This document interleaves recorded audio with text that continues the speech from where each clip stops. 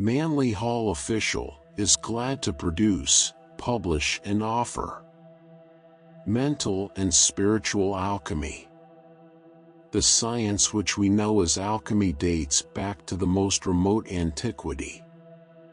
In fact, it was one of the first arts to be evolved by the early Egyptian priestcraft. The priests maintained that this science was given to men during the reign of the god-kings previous to the reign of the first mortal pharaoh of the then quadruple Egyptian empire. The 42 books of the gods delivered by the immortal Hermes were carried in processionals through the streets. A special group of priests were entrusted with the alchemical and hermetic volumes, which they protected with their lives, revealing the contents of the volumes only to a limited number of specially prepared candidates and initiates. It is not improbable that the Egyptian wisdom came from the Brahmins of India, for the sacred Vedas of India are divided into various groups in a manner similar to the sacred books of Hermes. Even the early Christians had a great respect for the wisdom of Hermes, one of them going so far as to state that Hermes knew nearly all of the secrets of Christian theology. In that famous Hermetic fragment, the Virgin of the world, Isis, describing to her son, Horus, the mysteries of the spiritual universe and the wonders of the first creation, makes the following statement concerning the thrice great Hermes. Now, my wondrous child Horus, all this would not happen among mortals, for as yet they did not exist, but it took place in the universal soul in sympathy with the mysteries of heaven. This was Hermes, the cosmic thought. He beheld the universe of things, and having seen, he understood, and having understood, he had the power to manifest and to reveal. That which he thought, he wrote, that which he wrote, he in great part concealed, wisely silent and speaking by terms, so that while the world should last, these things might be sought. And thus, having enjoined upon the gods, his brethren, that they should follow in his train, he ascended to the stars. If you're enjoying this video and finding value in the content, we kindly ask you to take a moment to subscribe to the channel. A large portion of our listeners and viewers haven't subscribed yet, and by doing so, you'll help us grow and continue bringing you more high-quality audiobooks. Your support means a lot to us, and it's just one click away. So, go ahead and hit that subscribe button to stay connected and never miss out on our latest releases. There is no doubt that the ancient Egyptian civilization had a magnificent comprehension of the mysteries of life. Their culture was of a highly philosophic nature. They encouraged learning and thus developed a host of philosophers who, delving into the mysteries of nature, unveiled the universal Isis. The priests of Chaldea and Phoenicia are supposed to have discovered an herb, by drinking the juice of which they were able to rejuvenate their bodies and perpetuate themselves for 1,000 years. There is no doubt that Hermes understood how to make precious stones, for his famous emerald was a man-made gem. This stone was seen among the crown jewels of the Egyptian pharaohs by early Greek travelers. Hermes was also able to change metals so that he could make gold into silver or silver into gold. An old and rare volume, the Tuba Philosophorum, reputed to be the earliest tract in existence concerning the mysteries of alchemy, demonstrates the fact that the Egyptian, Arabian and Syrian mystics were thoroughly acquainted with the processes of transmutation and metallic regeneration. The sacred process inscribed upon the leaves of Hermes' sacred tree in 14-fold, as follows. The steps are solution, filtration, evaporation, distillation, separation, rectification, calcination, commixation, putrefaction, inhibition, fermentation, fixation, multiplication, and projection.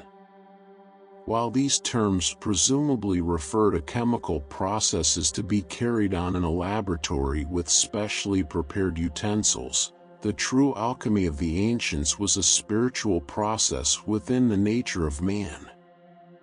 Each individual was both an experimental chemist and the elements experimented with. Man's spirit was symbolized by an alchemist, who, hidden away in the darkness of his ignorance, was seeking to work out the mysterious process by which he could transmute base metals into gold. The base metals represented his own lower nature with his animal propensities, while the gold was symbolic of a spiritual nature. The process of changing the base metal into gold was a secret process of human regeneration. Few there were who discovered the true secret of alchemy and realized that the fine gold and precious stones which they were supposed to make were characteristics and traits which they were to evolve within themselves. Man's own body was the alchemical laboratory. His organs were the furnace and retorts, and his vital energies were the chemicals with which he was to work. The secret of human regeneration is still concealed within the ancient tracts and time-worn volumes. Today, as yesterday, the world is looking for the elixir of life, but it laughs at the ancient alchemists and ridicules their knowledge, failing to realize that the spring of eternal life which Ponce de Leon sought in Florida, springs up within the nature and constitution of every human creature.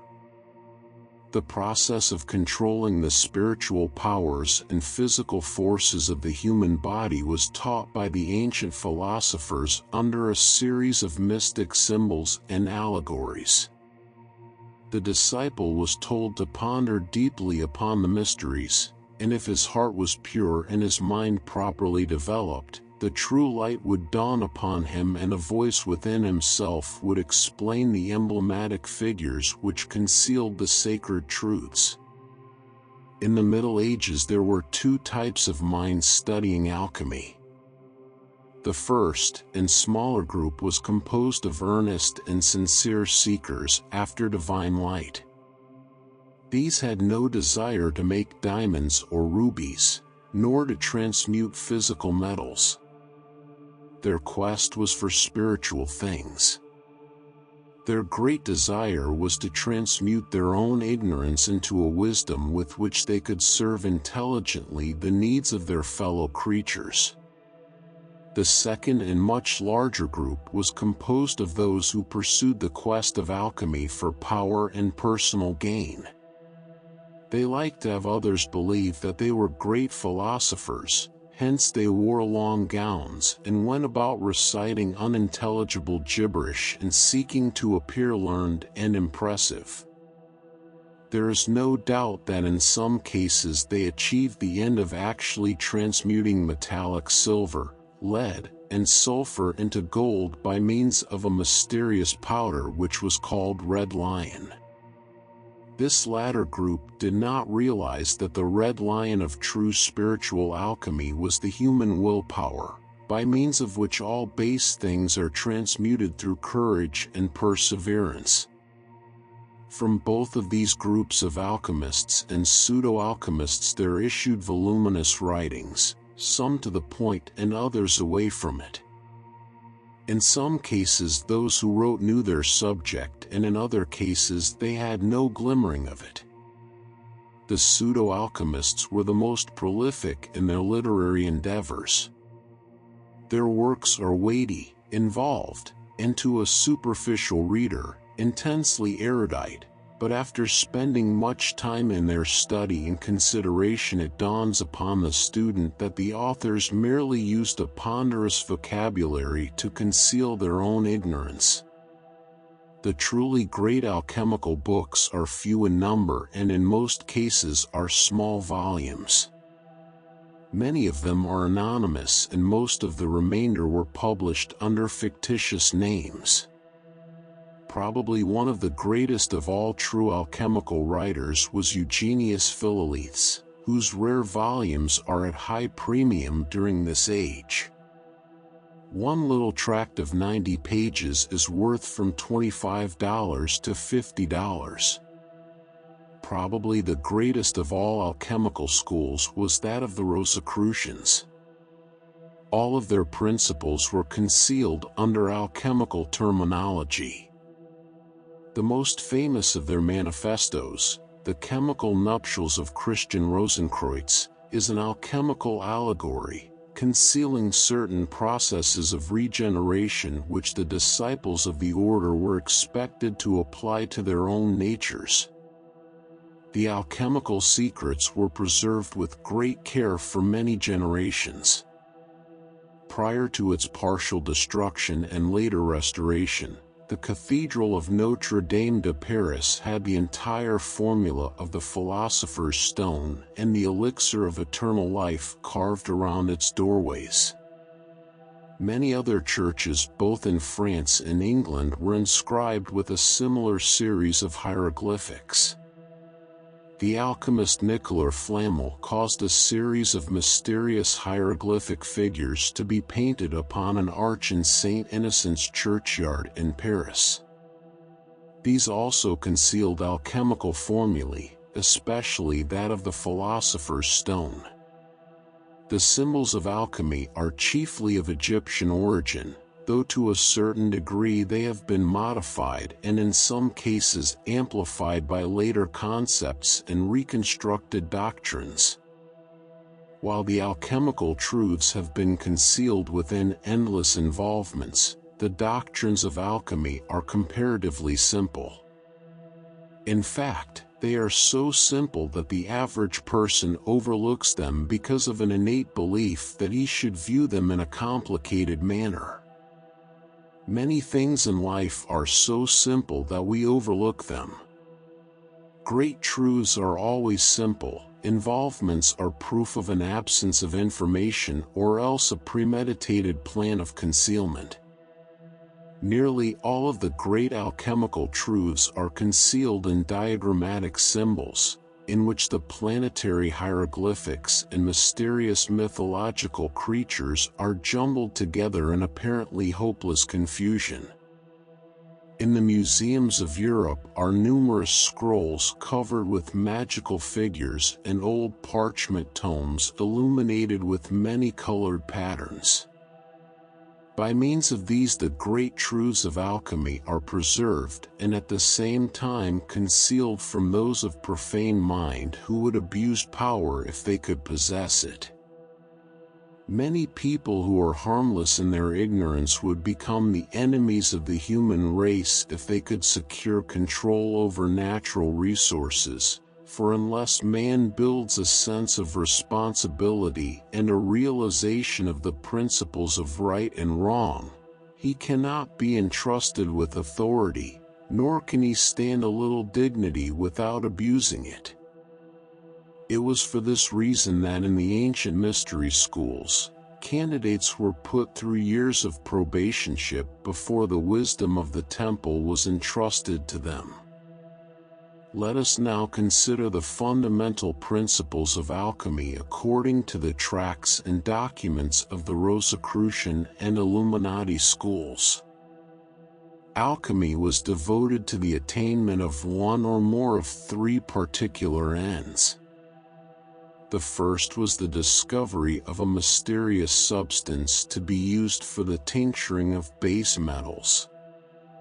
By means of this substance, base metals could be transmuted into precious metals. To the ancients, gold was the most precious of metals. Therefore, the highest art was the manufacture of gold. The second end to be attained by alchemy was the discovery of the elixir of life, a peculiar and mysterious liquid, a few drops of which would transform the body and perpetuate it in eternal youth. Those who discovered this precious elixir, the balm of Gilead promised in the scriptures, were no longer dependent upon ordinary foods. They were believed to live without depending upon the process of assimilation as we understand it, and by taking a few drops of this quintessence every year or so were capable of perpetuating themselves indefinitely. The third quest of the alchemists was the power of manufacturing diamonds and other precious stones. In order to attain this, it was necessary to use a furnace and create a tremendous heat.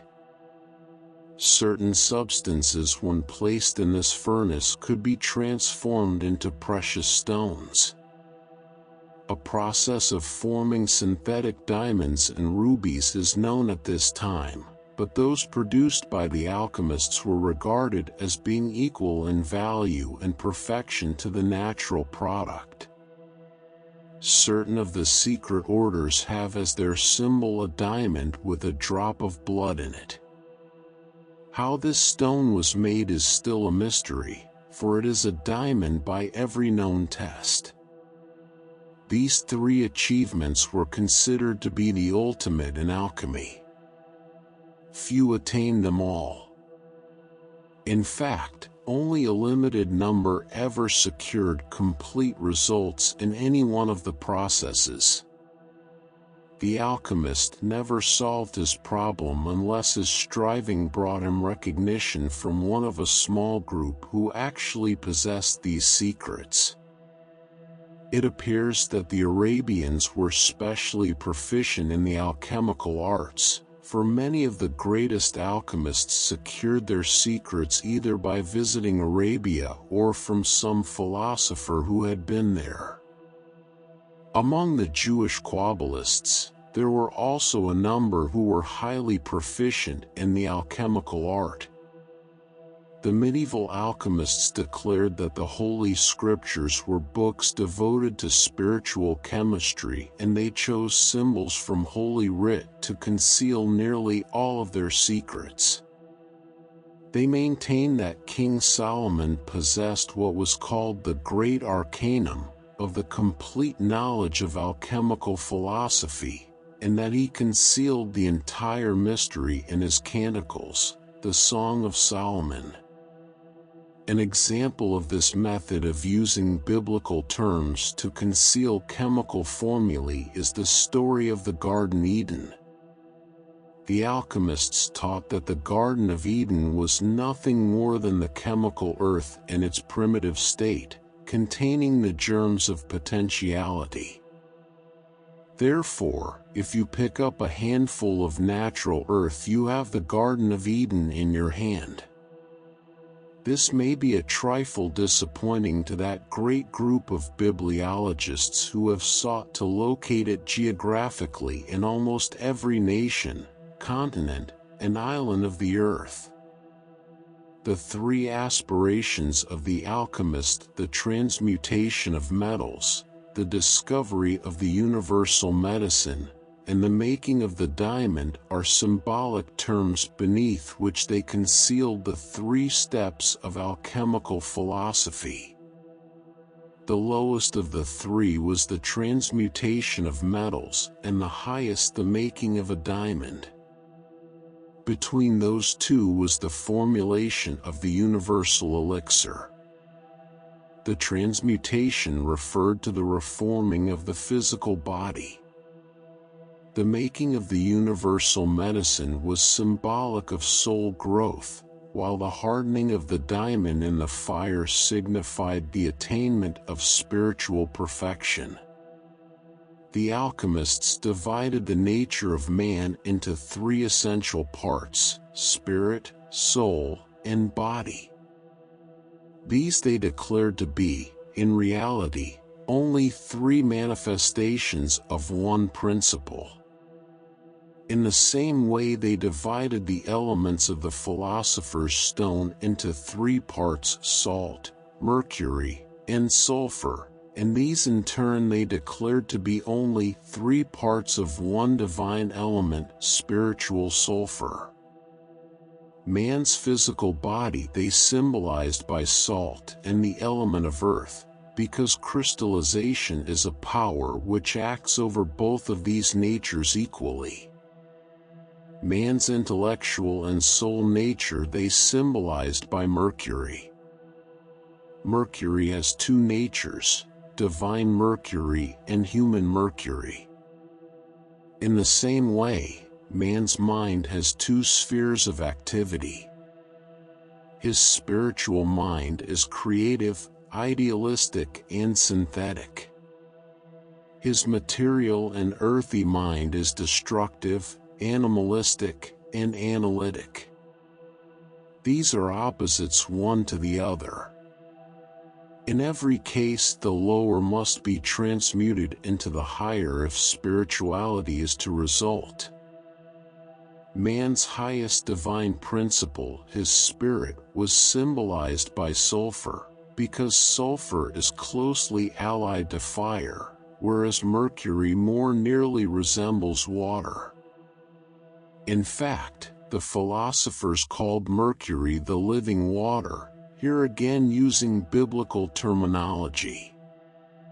Whoever can adjust his life so that his physical nature, his intellectual nature, and his spiritual nature cooperate one with the other, resulting in a harmonious, unified personality, has achieved proficiency in the ancient science of alchemy, for alchemy is the chemistry of human life and the chemistry of body, faculty, and function as these react upon each other.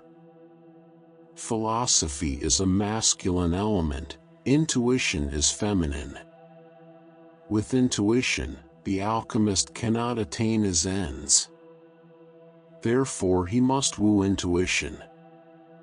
In alchemy, intuition is symbolized by the moon, while philosophy and reason are symbolized by the sun. Hence one of the first steps in alchemy is the marriage of the sun and moon, or the union of logical and intuitional intellects. These are most often symbolized by an androgynous figure, one side of the figure masculine and the other feminine, often with two heads, male and female. The male head is surrounded with the solar nimbus, while the female head is surrounded with the lunar halo. Intuition and reason are also called silver and gold. The reason why alchemy is symbolized by an androgynous figure is the same which inspired the Hindus to form their deity with a partly masculine and partly feminine body. This indicates that fine blending of qualities necessary to the attainment of wisdom. Wisdom is unattainable save to that creature who has blended all opposites within itself. Christians are too prone to refer to God as masculine by always speaking of God with the pronouns him or he. The Hindus, on the other hand, at least certain castes of them, emphasize the mother god, using the pronouns she and her. Some refer to God as the Father because he is the cause of life. Others refer to God as the mother because she gives birth to all things out of herself. Alchemy teaches that the spirit of man is androgynous. It would not be proper to say that it is neither of the two, rather it should be considered as being both of them in one.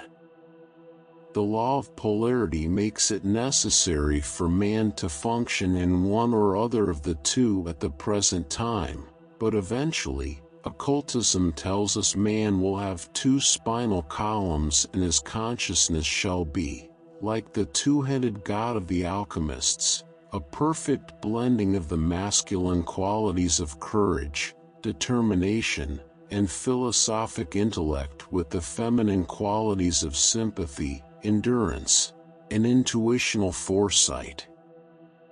All nature cooperates toward the abolition of extremes and the glorification of equipoised bodies and temperaments. All extremes are equally dangerous. There is no virtue which, when overworked, cannot be made a vice. A man was once asked what his religion was, and he replied, "I am a moderationist." Our next step is to consider the three ingredients of the philosopher's stone: the body, the spirit, and the mind, as separate units. The body of man has been defined as a tail-end appendage of consciousness. To most people, the physical form is the most apparent and least important of all man's chain of vehicles. One of the ancient philosophies taught that God made the physical world as a mirror that he might look into it and reflect upon his own appearance. Man's physical body is a mirror in which his real and invisible self is reflected. The physical form is merely clay animated by the thing which dwells within it. Moved and propelled by invisible energy, sustained by invisible forces, and directed in its activity by an invisible power which man calls thought. Thought controls the form by means of its medium, the nervous system, and the nervous system in return communicates to thought the results of the body's relationship to external coexisting things. This body is the salt of alchemy. It is the base metal which must be transmuted. The process of transmuting the body is called regeneration, or refinement. The bodies of all things are not equally responsive, nor are all parts of the physical body of man of one state of refinement. The entire vehicle must be rounded up and its weak points strengthened. After this has been attained, a slow etherealizing of the substances which compose the body begins. Gradually the dense physical atoms are sloughed off and their places are taken by finer particles moving at higher rates of vibration. The result is that the vehicle becomes ever less dense until finally, in the distant future beyond our appreciation at this moment, the physical body of man will gradually change until it reaches the consistency of nebulous gas. Finally, these particles will be sloughed off and man's physical form will then be of the consistency of ether. The physical life chain of 7 root races, of which we are in the 5th, is the only chain of activity through which man will pass in the physical organism. When the next great life period begins, man will function in a vehicle composed entirely of ether. During the ages of that period he will gradually refine the ether, breaking up its particles and raising their rates of vibration until gradually he will lift himself and his lowest organism into the vibratory rates of what we call the astral world. Thus he will continue until at the end of the universal scheme he will have raised the vibratory rates of his body atoms until every one of them has become a spiritual essence. These will then form a spiritual gold, and the alchemy of transmutation will be complete. This, however, is still far in the future, and all that alchemy expects of man today is that he shall devote a reasonable amount of his time and energy to the refinement of the lower vehicles, seeking to increase their efficiency and building ever closer nerve relationship with the parts and members of his lower organism. Normal function physically can result only from a normal adjustment of the bodies to their environments. Nature is producing ever finer and higher environments, thus compelling men to eternally readjust himself. These adjustments man calls growth. He grows to escape the unpleasantness and discomfiture of maladjustment. In this way, each creature is built by the environment which is evolving about him. No child in school wishes to be the most ignorant in his class. In many cases, he learns his lessons not because he desires to know, but because he does not want his friends to recognize his ignorance. It is much the same in life. Many people learn how to live not because they really want to know, but because they do not wish other people to recognize the fact that they do not know. In the last analysis, one end is gained, and that end is growth. Nature insists on growth. Notwithstanding all our efforts in the opposite direction, we cannot help growing, nor can we help being alchemists in one way or another. Some people grow by a roundabout process. Whether actions be constructive or destructive, they result in growth. If the action be constructive, the growth is direct. If the action be destructive, the growth is indirect. But the lamentable reactions of destructive action are warnings which mankind cannot fail to heed. Therefore, indirect growth comes through suffering. In occultism, the physical body, being the mirror of the spiritual nature, is carefully considered. There is what mystics call the measure of a man. Every proportion of the human body was deeply and thoroughly considered by the ancient philosophers, for they realized that relative perfection or imperfection was manifested through the symmetry or lack of symmetry in the proportions of the human body. A person's position in evolution can be definitely determined by comparing his height to the spread of his arms. Every housewife knows that in buying stockings they can be measured on the hand with perfect exactitude. A comparison between the length of the second and third phalanges of the thumb, counting from the palm of the hand outward, and the space between the base of the nose and chin also gives figures of great value to the individual who knows how to interpret them. There is a complete language in body measurements. A few artists, as the result of studying human anatomy, have chanced upon some of those measurements, but even they are not aware of the real meaning of them. In certain of the mystery schools, a chart is made of tiny squares drawn to scale.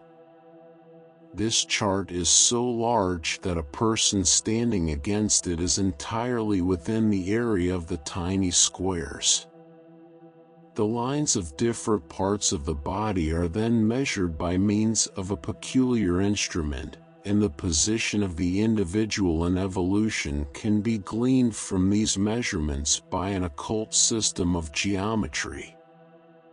This does not mean that an individual must necessarily be tall or short, stout or thin.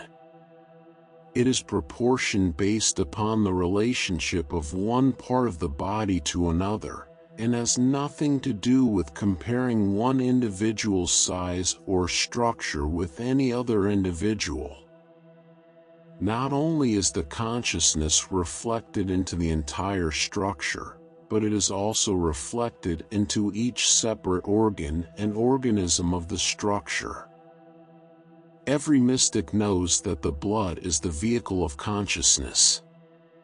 Hence it is not strange that the blood should be a complete key to the nature and consciousness of the individual. The blood, when crystallizing, forms minute patterns which may be read intelligently by those who understand the subject.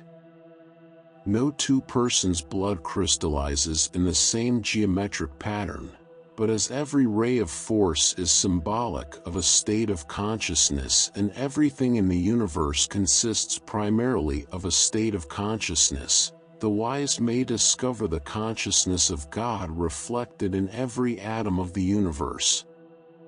Every grain of sand mirrors the ocean. Every man mirrors the universe, and every universe mirrors the Absolute. The Magi of Persia carried mirrors in their hands to symbolize creation, which mirrored the nature of the uncreated. Such then is the nature of alchemical salt, which is itself the salt of sulfur, or the crystallization of spirit. Every crystal of salt symbolizes a divine soul. Every physical form, which is in reality a composite crystal, symbolizes a divine nature which, concealed within the midst of it, awaits the liberation of art. It is said that life is short and art is long. Art was the name given by the alchemists to the process of breaking up the crystals of life and liberating from them the spiritual germ of reality. In other words, it was the process whereby the cube block within which man lay buried was made into a pedestal upon which he was elevated by a process called transmutation. From the reflection let us turn to the thing which is reflected and which the alchemists called sulfur. It has been customary since the beginning of time to use fire as a symbol of the spirit of man, for fire is ever in motion. It is radiant, it is heat-giving, and it communicates itself to things about it. All these things made it an especially fitting symbol for the divine nature which is imprisoned within the salt of the earth. Alchemy taught that sulfur was the base of all chemicals and that all other elements existed within sulfur. By this they desired it to be understood that earth and hell are within heaven, that mind, soul, and body are merely expressions of spirit, and that man and the universe exist within the nature and of the nature of God. The spiritual nature of man was symbolized by the lodestone which communicated its powers to things about itself, and the highest attainment of alchemical art was the making of the philosopher's stone, the manufacturing of a diamond. The diamond is symbolic of the spiritual nature because as the diamond reflects the light of the sun, so the spiritual nature reflects the light of divinity. As the diamond must be cut and faceted, so the spiritual nature of man must be trued with sharp tools before its glory is revealed. As the diamond is found in the depths of the dark earth, even in the heart of coal, so the spiritual nature is found in the darkness of ignorance and degeneracy.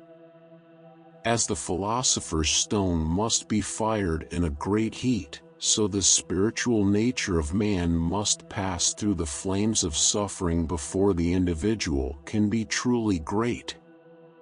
The great work of the world is done by men and women with broken hearts, for it is not until after his heart is broken that man will think, and it is not until man will think that he will be great. After a great sorrow the heart is softened. Man is more willing to forgive and to excuse. He is more considerate. His own pain makes him more merciful, for he knows what it is to meet reverse and unkindness. Sorrow always does one of two things: it either deepens the nature or else it rots the nature. Every great mind of the world has been either made or broken by some great sorrow. Oftentimes they are secret sorrows which the world never knows about, but when you see a man or a woman who is great in the highest and truest sense of the word, that greatness is a monument to sorrow. So the fire of alchemy in the great laboratory of life makes the stone of the wise man. Life is a great laboratory, and things coming together and parting again are like chemicals seething in retorts under the blue-violet flame of the Bunsen burner. People meet and part again, and chemical experiments may be seen on every street corner and in every home. Two meet and each supplements the other, and a new and better element is the product thereof. Two others meet and there is a seething in the retort. Each destroys the other and ash alone remains. There is a great chemistry in temperaments, in likes and dislikes, and the greatest art of all is the study of the chemistry of human relationships. Endless masses of living things work out their destiny in racks and shelves of glass-stoppered bottles. A great office building with its numberless rooms is not unlike a chemist's closet, for up above each other in endless tiers are the ingredients for countless experiments. The true alchemist realizes that around him is his textbook, and no matter how poor he may be, he is never without the chemicals he needs. The pseudo-alchemist who wrote in one of his books that every student of alchemy should buy $10,000 worth of paraphernalia revealed all his ignorance in a single sentence, for the penniless beggar has $100 million worth of alchemical supplies within his grasp at all times. It is not man's possessions that make him wise. His wisdom is shown by the use he makes of the things he has. Wisdom is the proper use and the appreciation of that endless supply and opportunity with which man is surrounded from the time when he comes into the world until he leaves it. In the majority of cases, however, he does not recognize or appreciate this fact until the hair is white upon his temples. As a link between the salt of matter and the sulfur of spirit stands the immortal Mercury, the mediator and the solvent of alchemy. Mercury is closely allied with the symbol of the elixir of eternal life and the molten sea of Kabbalistic masonry. Mercury is the power of thought. It is the mind separating man from the beast. How grateful the human creature should be that he has a mind, and yet how careless is he of his thoughts. Man is universally careless of that which he cannot see and careful of that which is visible. As the result of that, he hoards up chaff and lets the kernel go. To think is to live, in the human sense of the word. Not to think is to exist, in the bestial sense of the word. If man could by not thinking merely become an animal, it would not be so bad. But when man becomes an animal, he is lower than any beast. The mind is symbolized by the phoenix, the bird which rises again and again triumphant from its own ashes. The plane of mind is a focal point between spirit and matter. Mind is the mysterious androgynous creature partaking of the masculine nature of divinity and the feminine nature of humanity. In the world of mind, light and darkness meet.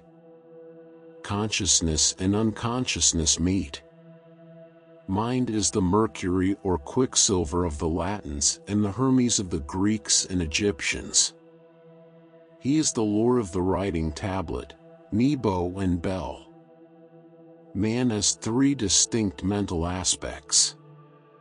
He has a creative mind, which is idealistic, and he has a concrete imitative mind, which entirely lacks the element of originality.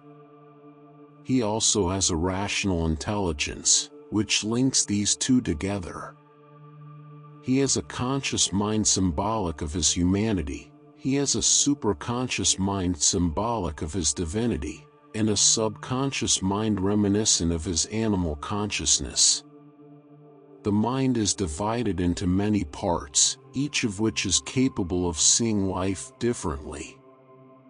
An intelligent thought can result only from the harmonious adjustment of a great number of mental areas of activity.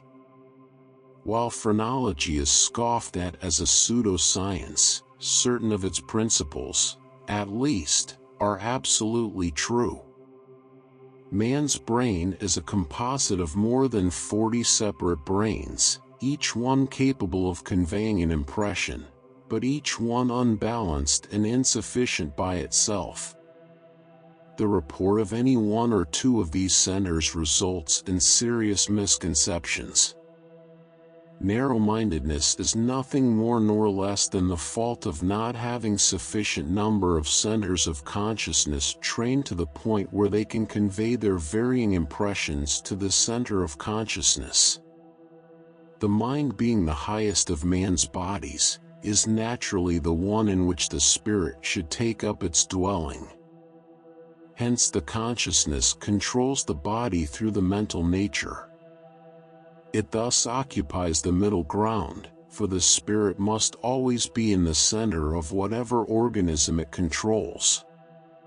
Man could evolve much more rapidly than he does if he would consider each part of himself as a separate individual and educate each separately. The child going to school trains only the concrete intellect, or more correctly the subconscious temperament, for as the mental nature is not actually born into the individual until he reaches the age of majority, the mind is not actually capable of going to school until after the 21st year. Many an individual who has graduated with honors from every study in his school curriculum and who believes himself to be sufficiently educated for all needs has never actually learned to think. He should pack up his slate and school books and send his mind to school just as consciously as he trudged there himself in the years gone by. The mind does not pick up an education. It must be taught how to reason about the problems of life. A person may have a great deal of information and not have a mind capable of extracting from that information the truly important points. A trained mind is one that profits from observing every activity of life, and no individual has a well-trained mind who cannot see in everything that happens around him some important lesson that will assist him to solve the problem of his own destiny. Every person should ask himself the question not once but 100 times a day as he watches the panorama of life played out before him. What does this mean to me, and how will it assist me to live better and to solve more intelligently the problems which confront me and those who are dependent upon me? If a person will do this, he will realize why the alchemists called the mind Mercury, for he will know how his own intellect accepts into itself the precious thoughts and experiences of other creatures, building with those experiences a deeper understanding in his own nature. It would not be a mistake to call the mental memory nature of man the molten sea, for as this sea contained the quintessence of all life in a transparent, glass-like liquid, so this memory nature contains within itself the life essence of those experiences which we have been through and which are the basis of our soul power. The word soul comes from the Greek psyche, and its symbol was a beautiful maiden with the wings of a butterfly. The butterfly was accepted as its symbol because the soul passes through 3 stages: physical, mental, and spiritual regeneration are gathered together under the heading of soul sciences. The 3 stages of the butterfly are the caterpillar, the chrysalis, and the regenerated winged moth. The caterpillar is the symbol of salt, the butterfly of sulfur, and the chrysalis, or intermediate stage, symbolizes Mercury. The unregenerate man is the caterpillar. In order to solve the problem of his life, he enters into meditation, which is the chrysalis stage, during which time the holy men of India retreat to their caves to remain in darkness, working out the mystery of their destiny. At last victorious, the holy man comes out of his cave regenerated and spiritualized by his meditations. He has made for himself a pair of wings which are called intuition and reason, and with these pinions the newborn butterfly sails upward to the source of light. The allegory is a very fitting one indeed. The body of man is called a city in the book of Revelation, and the spirit of man is the ruler of the city.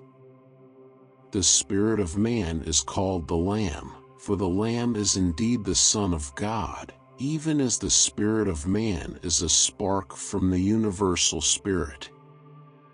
And the Lamb of God is slain for the sin of the world, for the city of the Lamb is controlled by the powers of evil, or man's lower nature, and the kingdom of man's lower nature is called Babylon, and the spirit of evil rules in the city of Babylon. The Spirit, in order to save its city from the powers of evil, sends into the city the Spirit of wisdom, that the city may know who its king really is. Wisdom regenerates and transmutes the city, which is the body of man, and through the soul powers which man gains, the city becomes adorned as a bride.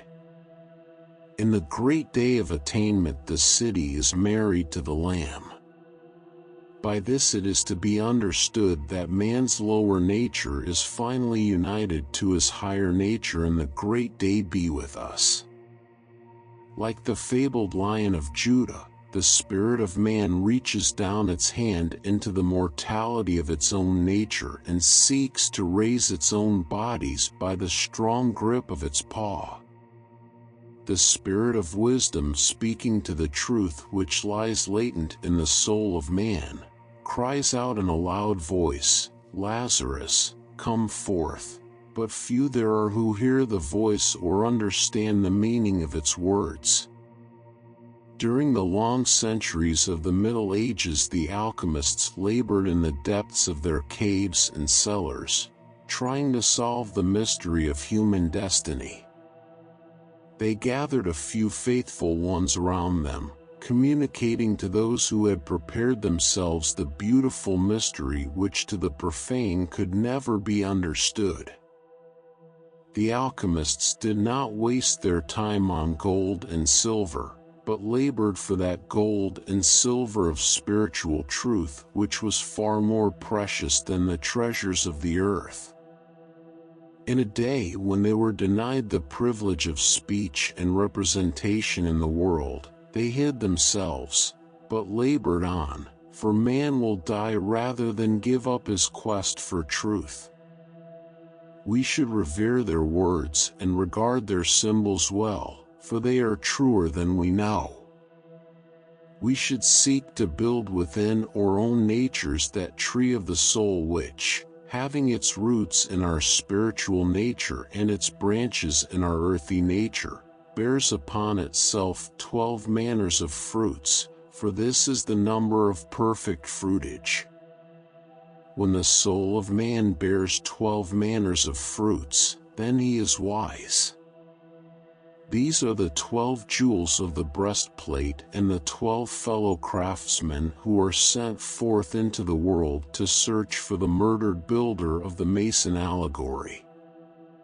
Today we have many seekers after truth, but only a few of them are practical. Most of them are seeking, like the pseudo-alchemist, for the formulas of precious metals and an elixir of eternal youth.